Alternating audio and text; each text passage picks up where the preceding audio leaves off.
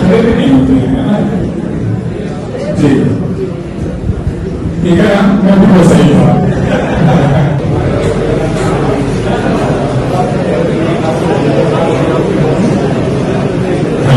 आप science system अपना introduction दे देना और फिर वही बात जल्दी जल्दी।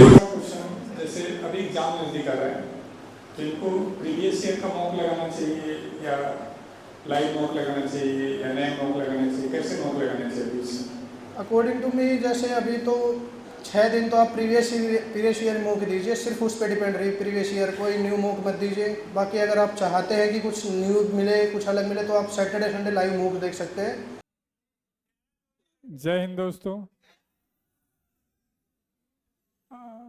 आज आपसे कोई प्रॉमिस किया गया था कि हर वीक हम कोशिश करेंगे अब आपको कुछ वर्दीधारी लोगों से मिलाया करेंगे, क्योंकि इस साल का लगभग सभी जोन का जीएसटी वालों का ट्रेनिंग स्टार्ट हो गया है और तो जो आसपास में हैं उनको हम कोशिश कर रहे हैं बुलाने का। तो आज हमने दीपक यादव को बुलाया हुआ है। ये चंडीगढ़ जोन में जीएसटी लगे हैं।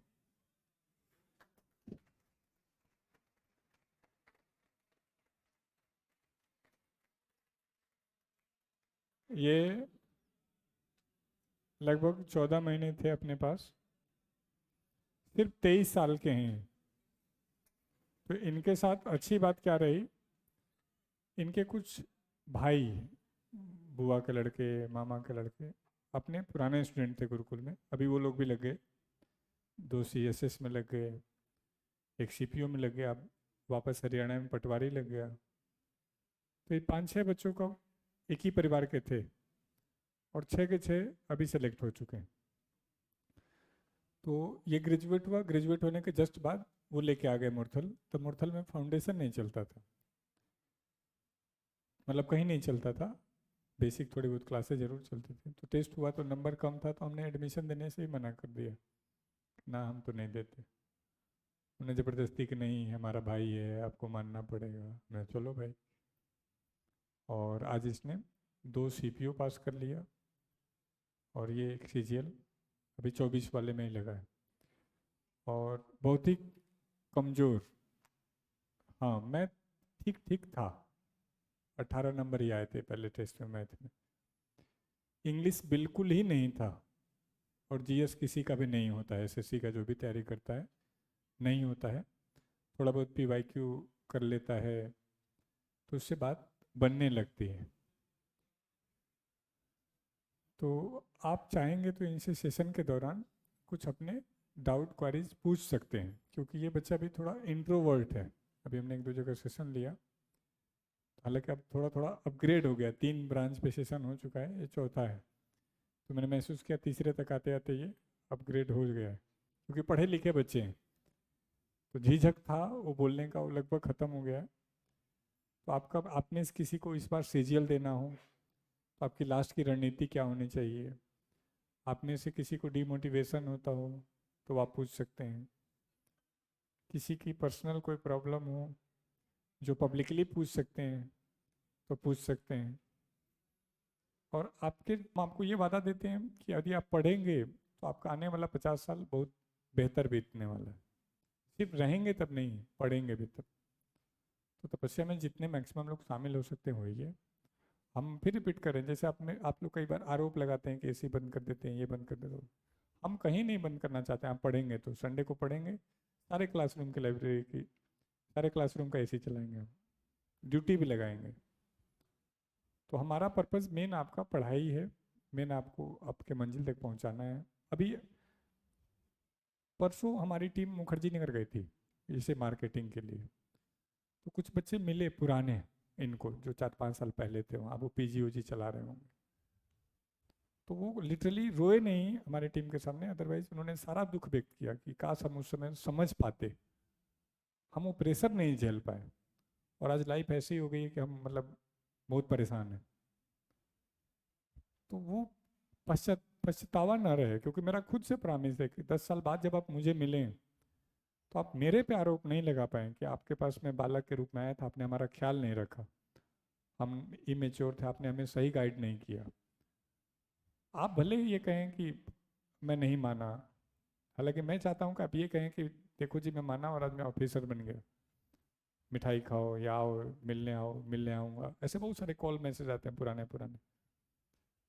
तो उस समय तक का जो सफ़र है वो थोड़ा मुश्किल होता है। जैसे अभी इस बच्चे को सुनोगे तो आपको एहसास होगा कि 58 नंबर से लेकर के 170 नंबर तक का सफ़र वो आसान नहीं होता है। 123 कटअप जाता हो और आपके सिर्फ 104 आते हों, वैसी स्थिति में भी आप पढ़ रहे हैं। मैंने कई बार कहा आपसे कि आपके नंबर आ रहे हैं, आप पढ़ रहे हैं तो कोई बड़ी बात नहीं है, नहीं आ रहे हैं तब पढ़ रहे हैं तब बड़ी बात है। तो हम कोशिश करेंगे हर वीक किसी न किसी ऐसे हर वीक तो नहीं, एक वीक गैप करके, ताकि थोड़ा सा आपको भी फ्रीडम रहे, रिलैक्स रहे। भी अपने पॉइंट पे बात कर रहे हो। हम बाकी लोगों के लिए बहुत बड़े मोटिवेशन के एग्जाम्पल बने हुए हैं देश के लिए। यदि आपने ईमानदारी कर दी तो अगले 10 साल तो नहीं, 2 साल में पूरे भारत में हर तरफ गुरुकुल कॉन्सेप्ट ही चल रहा होगा, क्योंकि हमने ये दिमाग में डाल दिया कि पढ़ाई के लिए सीरियस माहौल चाहिए, पढ़ना पड़ेगा। तो ये कॉन्सेप्ट सफल होगा, बेहतर लागू होगा, इसमें आपके समर्पण की बहुत बड़ी भूमिका होगी। तो अपना बेस्ट दीजिए, और जब आप भी ऑफिसर बन के आएंगे तो ऐसे ही आपको हम सम्मानित करेंगे।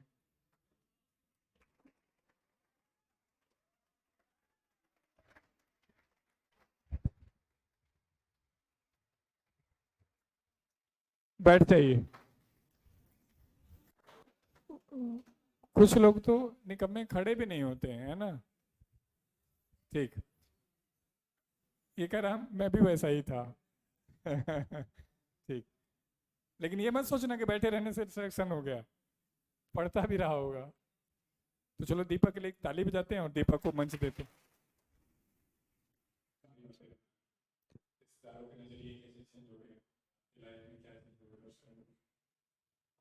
मेरा नाम दीपक यादव है, महेंद्रगढ़ नारनौल से आता हूँ मैं गुरुकुल आया था सितंबर 2022 में। तब से मतलब स्टार्टिंग कुछ नहीं पता था, उससे पहले एसएससी किया है। भैया रहते थे गुरु सर के इधर ही मुरथल में।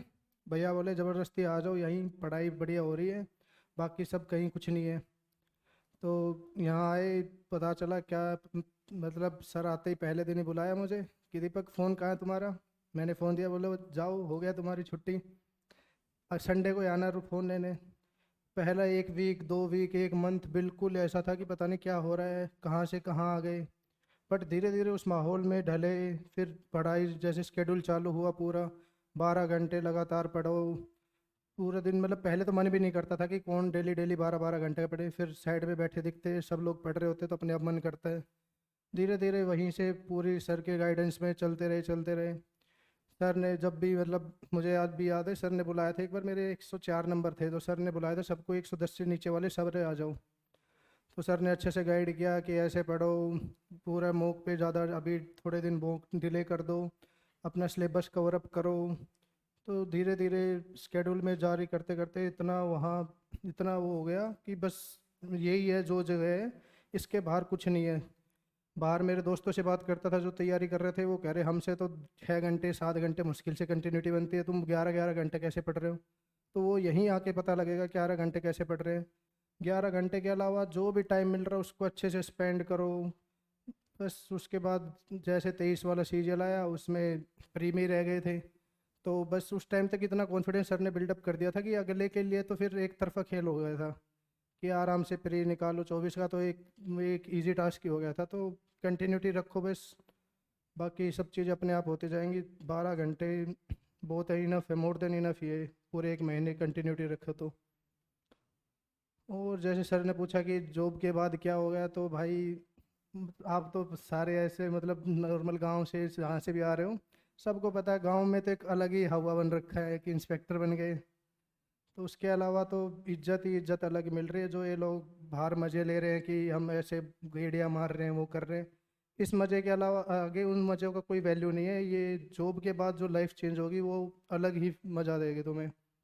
सब कुछ इज्जत, सब जगह से इज्जत मिल रही है, दोस्त अलग इज्जत कर रहे हैं, पेरेंट्स को तो होता ही है कि हमारा बेटा लग गया, बट सब जगह से एक अच्छा पता लग रहा है कि अच्छा माहौल है, रिस्पेक्ट है। तो भाई कंटिन्यूटी रखो। आज आप, मैं उधर ही बैठ के, जैसे अभी मैं आ रहा हूँ, कोई और भी आया था मेरे सामने, हम भी देखते थे कि यार भैया लग गए तो अब हमें भी और करना चाहिए। तो थोड़ा मोटिवेटेड रखो अपने आप को, पॉजिटिव रखो।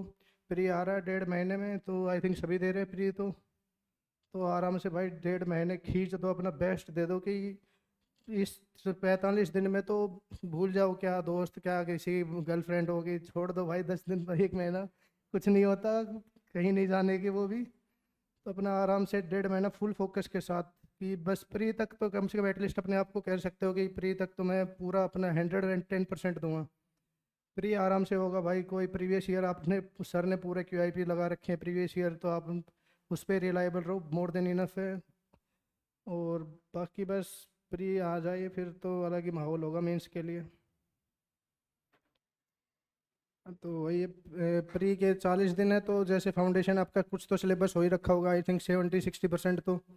तो लास्ट 40 दिन जिस पे अपना इजी पोर्शन जो है उस पे, कि एक तो रिवीजन ही चलना है मेन, तो उसके अलावा इजी टारगेट पकड़ो।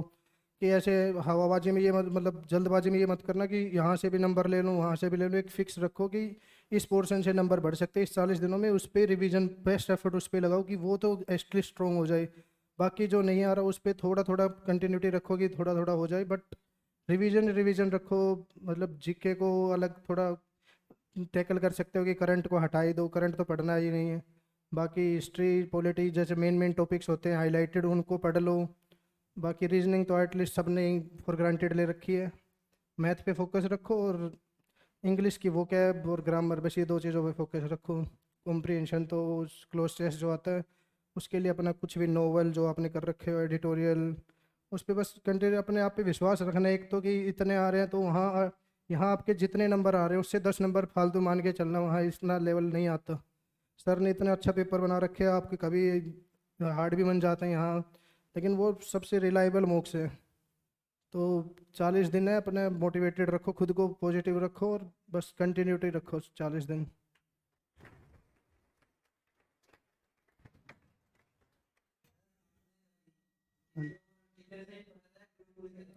भाई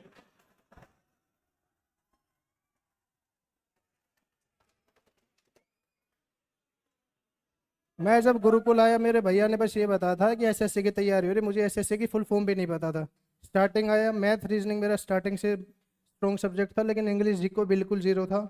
दाम्बेवाल सर की जो ट्रिक्स है मैं उस पर रिलायबल हूँ भाई, मैं नहीं मानता अपने आप को।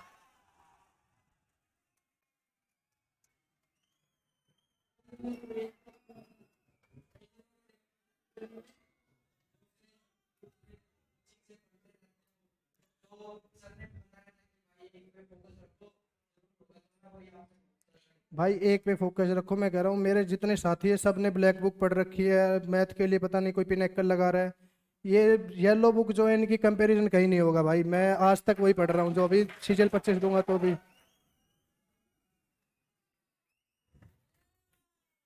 क्लासेस तो एक बार तो सिलेबस फ्लो में कवर करो, पूरा सिलेबस अच्छे से फुल फोकस के साथ पूरा सिलेबस कवर अप करो।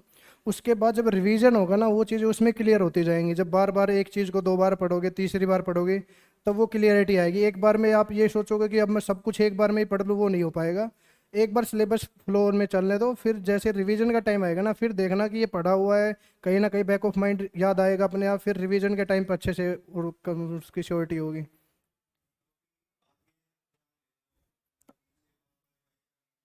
हाँ, अगर आपको टाइम बच रहा है थोड़ा बहुत, पीछे का रिवीजन आपको लग रहा है कि इसमें थोड़ा सा रिवीजन हो जाएगा तो और बेटर हो जाएगा, तो हल्का हल्का करता रहो, लेकिन एक बार तो सिलेबस से गो थ्रू होना पड़ेगा। फिर रिवीजन टाइम पे अच्छे से टैकल कर पाएंगे।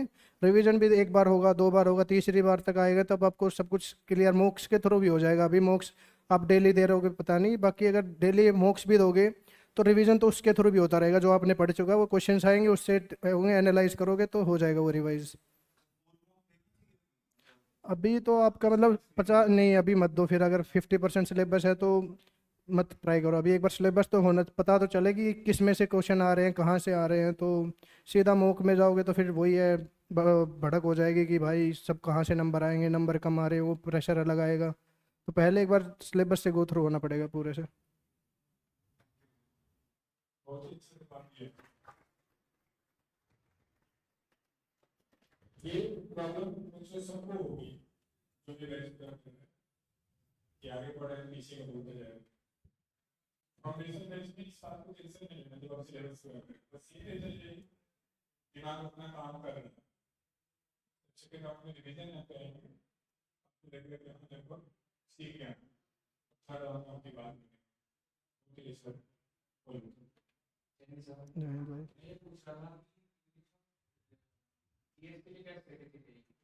जीएस के लिए एक बार तो वही, मतलब आप फाउंडेशन बैच में तो सिलेबस हो गया आपका, तो चल रहा है। एक बार सिलेबस से गो थ्रू हो जाइए, जैसे क्लासेस के थ्रू चल रहा है पूरे हो जाए। उसके बाद जब रिवीजन होगा ना तो रिपीटेडली रखना पड़ेगा कि पहले हिस्ट्री से हटा दो, फिर ज्योग्राफी पॉलिटी, हर वीक के बाद, मतलब उसको स्टॉप नहीं कर सकते।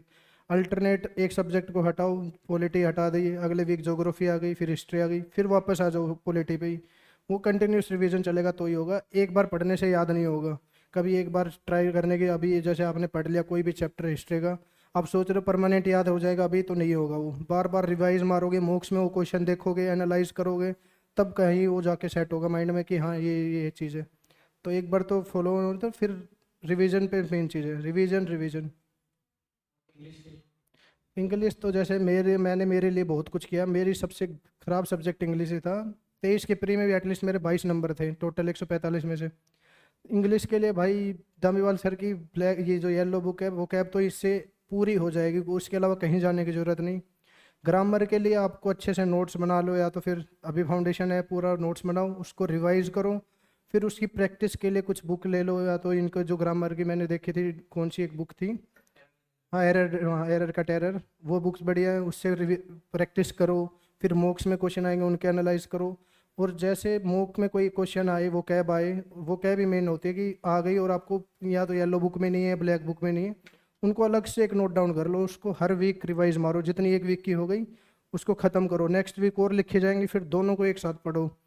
तो इंग्लिश के लिए तो भाई बहुत कुछ, जिसकी वीक है, मेरी बहुत वीक थी तो मैंने पता है कितना किया है। तो इंग्लिश के लिए तो आपको बेस्ट देना पड़ेगा कि एक ये एडिटोरियल बोलते पढ़ लो, अगर वो आपसे पढ़ा जा रहा तो बढ़िया है, नहीं तो फिर कोई नोवेल उठा लो, न्यूज़पेपर के कुछ भी हेडिंग, सोर्स, ये जो स्पोर्ट्स न्यूज़ है, बस फ्लो फॉलो में पढ़ते रहो, उनको एक पैटर्न समझ में आ जाएगा कि क्या स्ट्रक्चर होता है सेंटेंस का, कैसे क्या सिस्टम है। तो एक रीडिंग के लिए भी एक कुछ रखो बैग के लिए कि रीडिंग सबसे इंपॉर्टेंट है, कहीं ना कहीं से रीडिंग करते रहो डेली, आधा घंटा 40 मिनट जो भी हो। Thank you. देखो बहुत ही अच्छा।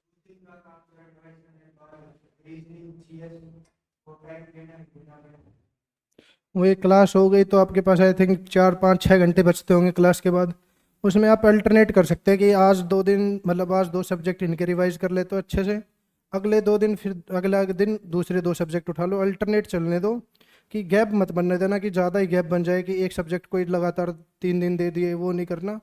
एक बार जैसे आज मैथ कुछ पढ़ाया है, कल रिवाइज कर लो, फिर उसके साथ इंग्लिश कर लो, अगले दिन थोड़े बहुत जीके। और रीजनिंग तो आई थिंक फॉर ग्रांटेड ले रखे हो कि 3 सब्जेक्ट पढ़ने हैं, उनको अच्छे से करते चलो। रीजनिंग तो वो कैब से भी हो जाएगी, रीजनिंग की टेंशन बदलो। जिसके भी अगर 30 40 भी आ रहे हैं, 1.5 2 महीने में आराम से वो मोक्स के थ्रू ही हो जाएंगे, अगर जब मोक का टाइम आएगा ना। अभी रीजनिंग की तो टेंशन लो ही मत, रीजनिंग ऐसा सब्जेक्ट है फॉर ग्रांटेड, कभी भी ले सकते हो जब भी। बाकी ये 3 सब्जेक्ट पे फोकस रखो। मैथ को टाइम लगता है, स्टार्टिंग आई है तो मैथ को आई थिंक 3 घंटे तो मिनिमम चाहिए डेली रिवीजन के। उसके बाद बाकी 3 घंटे में जो भी बच रहे हैं उसमें थोड़ा बहुत सीख के और थोड़ा बहुत इंग्लिश रिवाइज करते रहो। किसी का क्वेश्चन है? चलो ठीक। तो दीपक अपनी तरफ से कोई मैसेज करना चाहते हो आपके दोस्तों ने कोई आगे गलती की हो जिनको नहीं करनी चाहिए?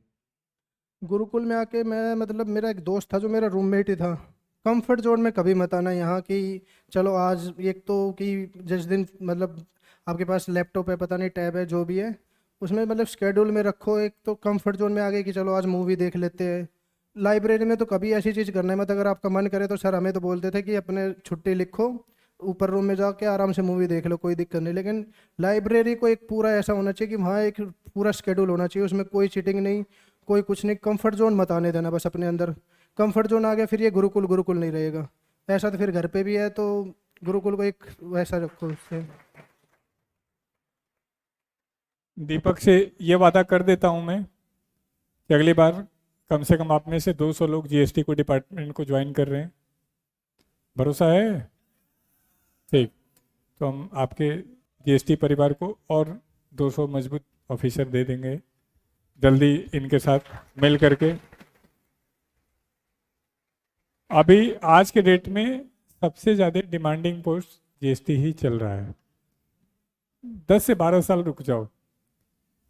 जिस तरीके से पुलिस वालों से लोग थोड़े खौफ खाते हैं, बच के निकलते हैं, वो जीएसटी की तरफ वैकेंसी भी बता रहे हैं बहुत जीएसटी में आ रही है अभी।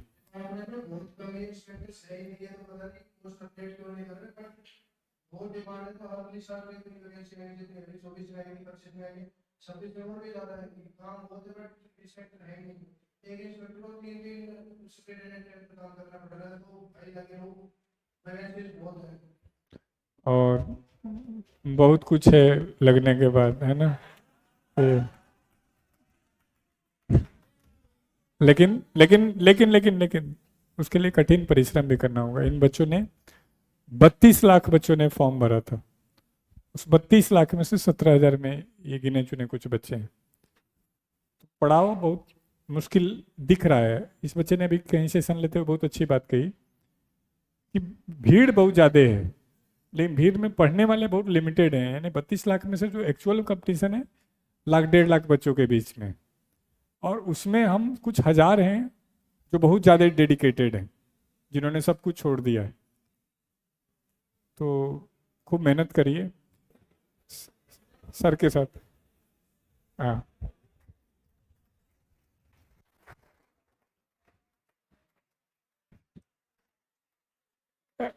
एक फोटो लेते हैं। ये माइक दे दो मुझे। तुम लोग को याद है?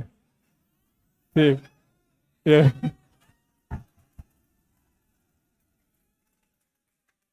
सर, सर ऐसे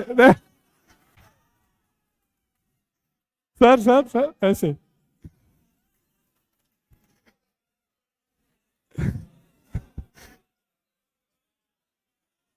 यस, ये जब फ्यूचर में तुम मिलोगे डिपार्टमेंट में तो बस ऐसे करना, वो पहचान जाएगा कि अपना ही है। ये देखो, ये कुछ पल होते हैं जो हमें लगता है कि हाँ हम कुछ अचीव कर रहे हैं, नहीं तो पूरे साल कभी रोटी की दिक्कत, कभी ये बाथरूम की दिक्कत, कभी ये, हम लोग भी फेडअप हो जाते हैं। एक दिन आता है जैसे दिन रिजल्ट वाला दिन, और एक आध दिन कभी ये बच्चे मिलते हैं तो लगता है कि हाँ कुछ अच्छा कर रहे हैं। तो इस संख्या को और बढ़ाना है, तो हम तपस्या में डिमांड करें तो तपस्या में आइए। रेमेडियल में आप वही जो इस बच्चे ने कहा, कैजुअल मत लीजिए गुरुकुल को, या तो मत रहिए, चले जाइए। ये फाइनल कि नहीं मैं नहीं कर पा रहा हूँ, या तो रहिए तो ईमानदारी से रहिए। मतलब एक एक परिवार के 6-6 बच्चे हैं और 6 के 6 सेलेक्ट हो रहे हो, आप सोच सकते हैं। और मैं तो ऑनलाइन हूँ, बता नहीं सकता हूँ, इतने बदमाश, मतलब आप सोच नहीं सकते। लेकिन हमने उनको भी कर करके मॉडिफाई कर करके और आज पूरा क्रेडिट देते हैं कि यदि हम नहीं संपर्क में आते तो हम कुछ और कर रहे होते आज। तो जब आप सेलेक्ट हो जाते हैं तो बताते हैं कि जी मैं ये बदमाशी भी करता था, अच्छा ऐसा भी कर देते थे। तो हमारी टीम चेक एंड बैलेंस में लगी रहती है, धरपकड़ चलता रहता है। आप भी हमारी टीम का हिस्सा बने। कुछ गलत कोई कर रहा हो, जहाँ हम न ध्यान दे पा रहे हो, तो बताते रहना है। मेरा नाम दीपक यादव है, नारनौल महेंद्रगढ़ से हूँ मैं। यहीं आया था सितंबर 2022 में Gurukul, seat library number 5, seat number 33। यही भाई सबसे अभी सारे कैंपस में होके आया हूँ, बट एक जो होता है सारी मेमोरीज यहाँ की याद आई है। जैसे अभी बाहर पार्क में बर्तन रखे हुए थे, उनके ऊपर सेम हरकतें थी भाई, यहीं बैठते थे 5-6 रो बाद ही। यार सब कुछ नॉस्टैल्जिक हो रहा है कि सब कुछ हिट हो रहा है कि यही दिन थे जो तैयारी के थे। अब तो बस अचीवमेंट मिल गई, बट याद तो यही दिन आएंगे। सितंबर में आया था तो स्टार्टिंग में यही लगा था कि पता नहीं कहाँ आ गए हैं, कैसी जगह है, जेल सी लग रही थी पहले 2 महीने तो। तड़पे थे पूरा कि घर भेज दो, घर भेज दो, घर वाले भी नहीं बुला रहे।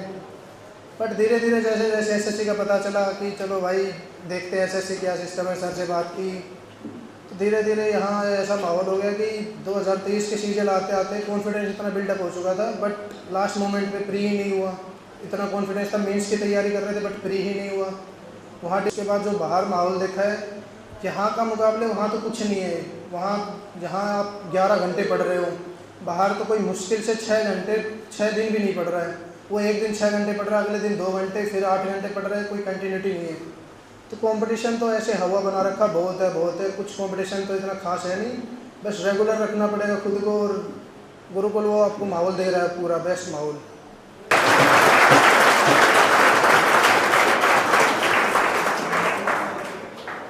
कल हम महसूस ही नहीं कर पा रहे कि बेस्ट माहौल दे रहा है। जैसे ही वर्दी आएगी तो जो क्या होता है थैंकफुलनेस वो आएगा नेचुरल। अभी तो बेसिकली आप भी अपने आप को जस्टिफाई नहीं कर पा रहे हो कि मैं ठीक कर रहा हूँ, नहीं कर रहा हूँ। तो कोई आपका कोई क्वेश्चन हो दीपक से तो आप पूछ सकते हैं, नहीं तो मेरे पास आपके यहाँ पे 2-3 काम के क्वेश्चन हैं, तो पहले आप पूछ लें, ज़्यादा अच्छा है मैं ही पूछ लूँ। चलो दीपक, एक जो सबसे ज़्यादा है कि ये जो 40 दिन बचा हुआ है बच्चों को, ये कैसे यूज करें कि मतलब इनका प्री भी अच्छे नंबर से हो जाए और इस बार सिलेक्शन की तरफ ये 100% पहुँच जाए। 40 दिन है तो आप एक तो नई चीज़ों को अवॉइड कीजिए कि नई चीज़ें अभी अगर पढ़ना चाह रहे हो तो उनको अवॉइड कीजिए। जो पुरानी चीज़ें हैं जो रिवाइज करनी है उन पे ज़्यादा फोकस रखो। और 40 दिन है तो आई थिंक कोई ऐसा वीक पॉइंट है वो आराम से क्लियर हो सकता है कि मैथ ही मेन प्रॉब्लम होती है किसी को होगी तो मैथ के कोई टॉपिक होंगे उनको अलग से नोट डाउन कर लीजिए। उनको 40 दिन में आप मुश्किल से 10 टॉपिक मिलेंगे आपके। 40 दिन में आराम से वीक पॉइंट पे काम कीजिए। अपने आप को पॉजिटिव रखो। प्री है एक तरफा फोड़ोगे, गुरुकुल के अलग ही हवा में हो रखे हैं तो सही सा माहौल है। 40 दिन खींच के बस पॉजिटिव रखो, कंटिन्यूटी।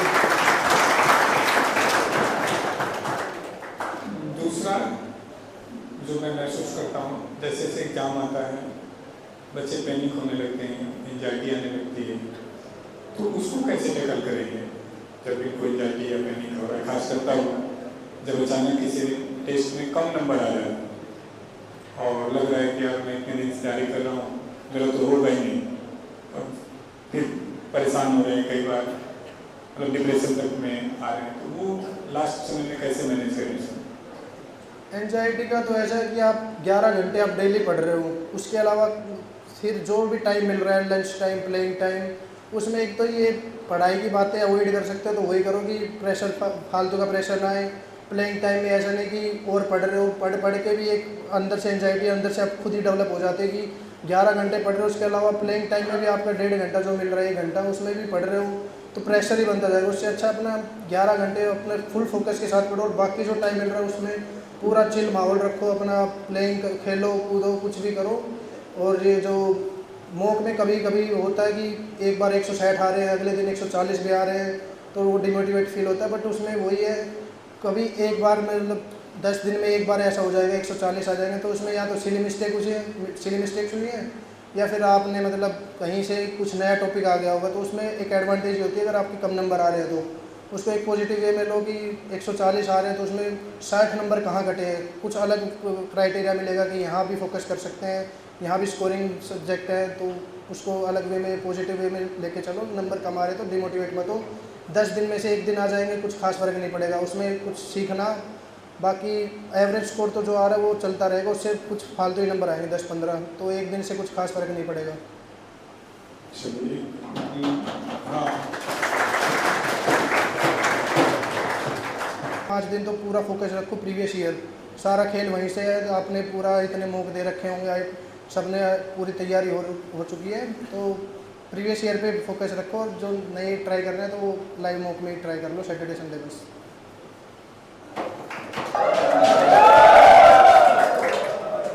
हाँ, ये लास्ट का 40 दिन में रिवीजन का क्या का ऐसा है कि जी मैक्सिमम का जीएस में नंबर ही नहीं बन पा रहा है, किस तरीके से रिविजन करें कि मतलब 170 मिनिमम आ ही जाए, जीएस को क्वालिफाई कर लें, फिर वहाँ कंपटीशन पास करना थोड़ा आसान हो जा रहा है, तो उसमें क्या सजेशन हो सकता है?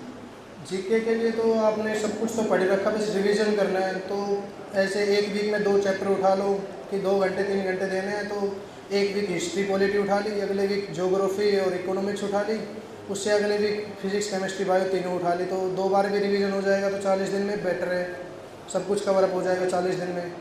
रीजनिंग का तो आई थिंक सबने फॉर ग्रांटेड ही ले रखा, उसकी तो किसी को टेंशन नहीं। इंग्लिश के लिए आपको वोकैब रिवीजन पे रखना है, और एडिटोरियल वगैरह तो ये आप कर ही रहे होगे, तो उसके लिए नोवेल भी पढ़ सकते हो, कोई स्पोर्ट्स न्यूज़ वगैरह, मतलब रीडिंग 30 मिनट दे दो। और ग्रामर के लिए आपको प्रैक्टिस तो एक बार बुक से एक बार आई थिंक 40 दिन में एक बार और अच्छे से कर लेनी चाहिए, कि ग्रामर के अलग से प्रैक्टिस है की इम्प्रूवमेंट की। और मैथ सबसे मेन है कि उसमें सिली मिस्टेक्स बहुत होती हैं, कई मैंने भी बहुत गारंटेड ले रखा था कि मैथ मेरा बहुत स्ट्रॉन्ग है, लेकिन CGL 24 में प्री में मेरे 42.5 नंबर थे मैथ में, क्योंकि मैंने बहुत ईजी ले लिया था कि कुछ नहीं है, लेकिन लास्ट मोमेंट में मुझे सिंपल इंटरेस्ट इंस्टॉलमेंट का फॉर्मूला तक याद नहीं आया। तो एक तो फार्मूला मेन रखो, एक अलग से नोट्स बना लो, हर चैप्टर वाइज बना भी रखे होंगे, उनको एक पूरा अपडेट रखो कि कुछ भी नया फार्मूला हो तो लास्ट मोमेंट पे मैथ्स के लिए फार्मूला रिवाइज करो। 40 दिन वही है, अपने जो भी वीक पॉइंट है उन पे फोकस रखो अभी लास्ट 40 दिन। तो आपकी तरफ से कोई क्वेश्चन है? मैं ही पूछता रहूँ? नहीं है? चलो एक लास्ट क्वेश्चन पूछ लेते हैं जो सभी लोग जानना चाहते हैं। सभी को नौकरी लगने के बाद मतलब क्या परिवर्तन है समाज में? इज्जत बढ़ गई बहुत, पैसा मैटर नहीं करेगा, एक टाइम पे लगता है पैसा भी है, लेकिन एक सबसे मेन थिंग मैंने भी देखी है कि मेरे जो खास दोस्त थे भी नहीं, मतलब मैं एक तो पहले गुरुकुल आने से पहले बहुत PUBG खेलता था, तो वहाँ से ऐसे दोस्त थे कि नॉर्मल बहस होती थी, मतलब थोड़े नॉर्मली बिहेव करते थे, बट जॉब के बाद जब भी उन्होंने स्टोरी या स्टेटस देखा उसके बाद अलग ही रिस्पेक्ट से बात करते हैं, मतलब अलग ही लेवल की रिस्पेक्ट मिल रही है हर जगह से, फैमिली से, रिश्तेदारों से।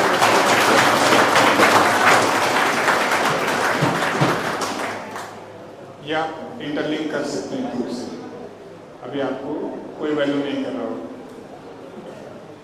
और तब कि कैसे तैयारी की और क्या किया भाई तू, हम तो प्राइवेट में ही रह गए, तब वो 20 हज़ार की नौकरी करते थे तो ताने देते थे क्या पढ़ाई कर रहा है, किस इतने लोग तैयारी कर रहे हैं, किसका ही होता है, और आज चीज़ें बदल गई, तो उस समय तक वेट करना होता है। इन्होंने इंग्लिश में पूछा है कि आपके 3-4 नंबर इंग्लिश में आते थे, तो आप इतने इंग्लिश में मार्क्स कैसे लेके आए, जबकि उनकी इंग्लिश ठीक है फिर भी इंग्लिश में पूछ रहे होंगे।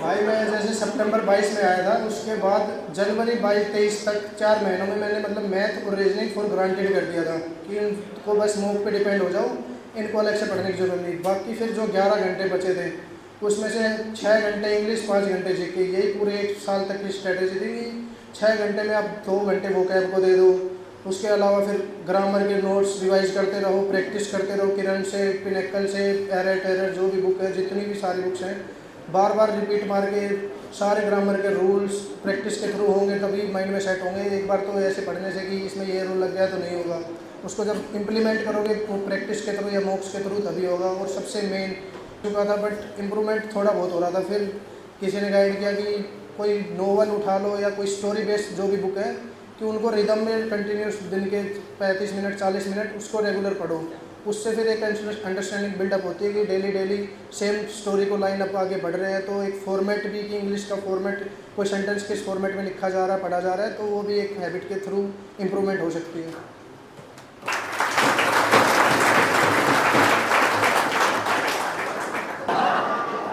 ठीक है, और बच्चों किसी का कोई क्वेश्चन नहीं?